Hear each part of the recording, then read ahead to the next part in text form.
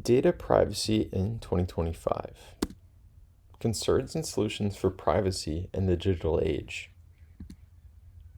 Now, why should we be concerned with this? Why should we be concerned about our data privacy on the internet? Do we know where it's going? Do we know what it's being used for? So today I'm going to go over 3 key topics about data privacy, and we're going to go over some concerns about those issues and some solutions. Now, users of internet integrated tech are in the dark in 2025. They don't know what's going on with all their data. Internet behaviors and data are being tracked in ways we do not know.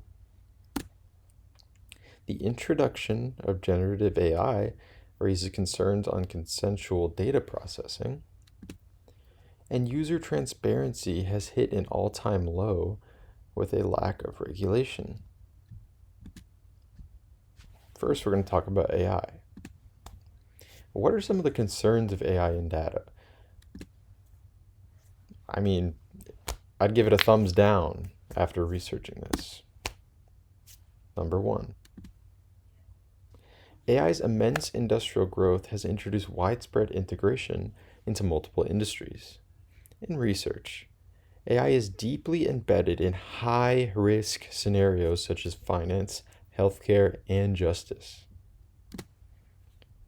Should leaks ensue within these AI databases, pivotal personal info such as finances and medical records would be stolen. And that is a huge threat to everyone's privacy. Number 2. Transparency in AI is limited. Artificial intelligence conglomerates and sibling companies can make changes to algorithmic structures and novel methods of data collection with no oversight. Let me emphasize that again. No oversight. Number 3. Users are not being clearly disclosed on what data is being collected. AI integrated into fundamental platforms like Windows, for example, continually gathers personal information without the user's knowledge. And we saw that as an example recently where they're capturing users' gaming data by continually screenshotting their computer while they're playing. We need to know when that's happening. So what are some possible solutions of this? These are some big problems with some AI integration into data.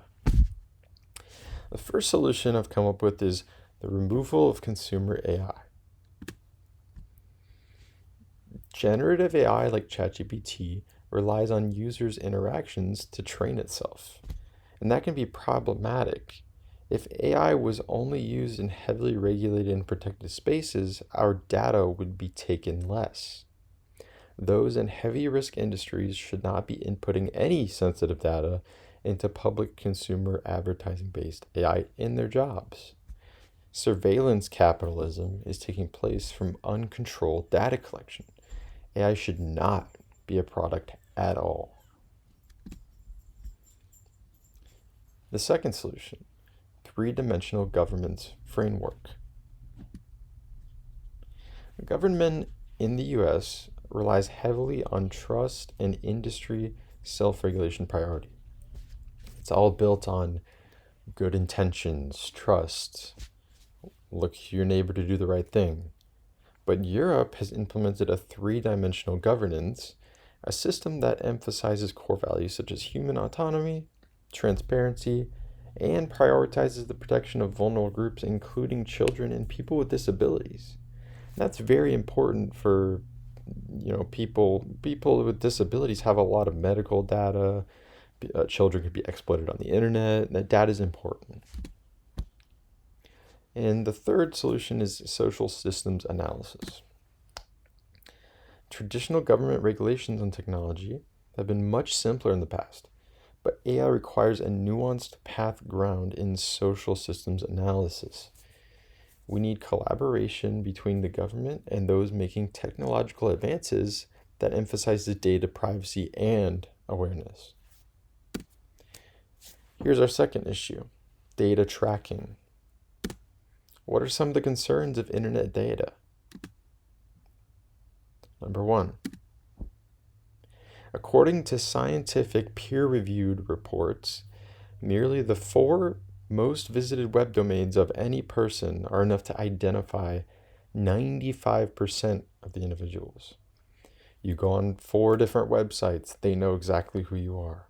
So targeted advertisements are becoming very personal. So, in turn, user behavior can be exploited heavily. It's a huge concern. Number 2,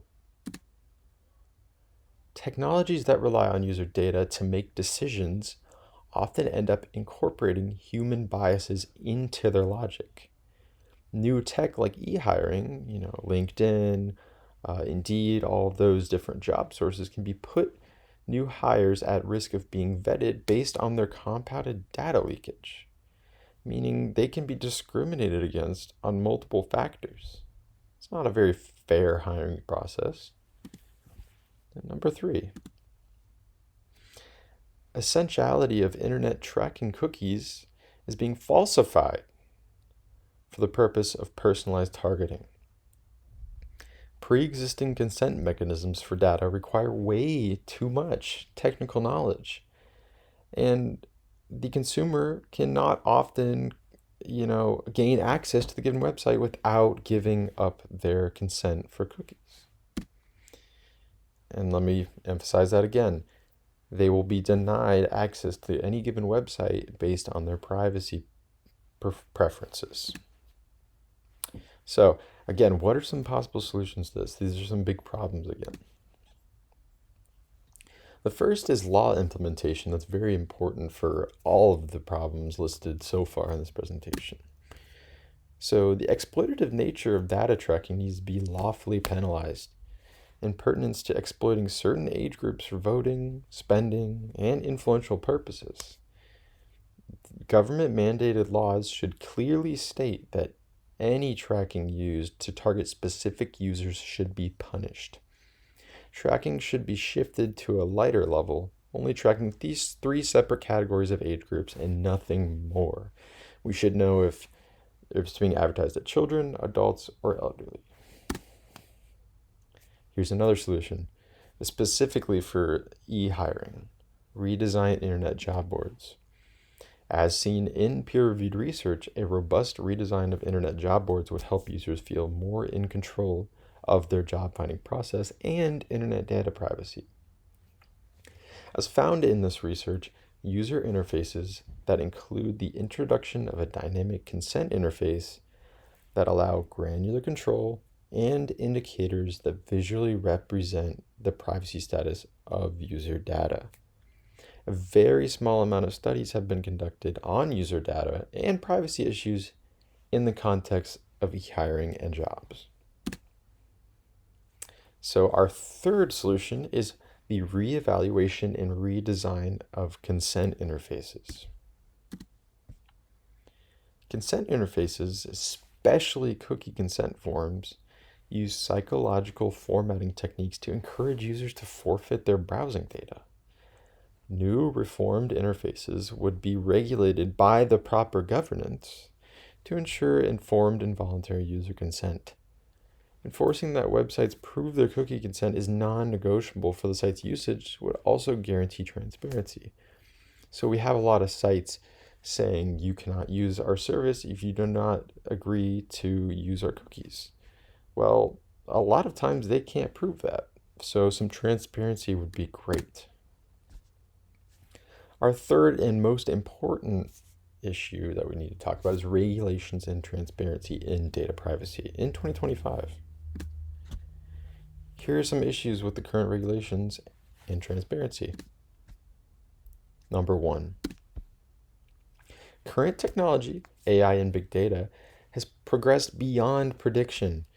Giving users consensual choices for their data usage is nearly impossible, given some can't even predict the way the data will be used at all.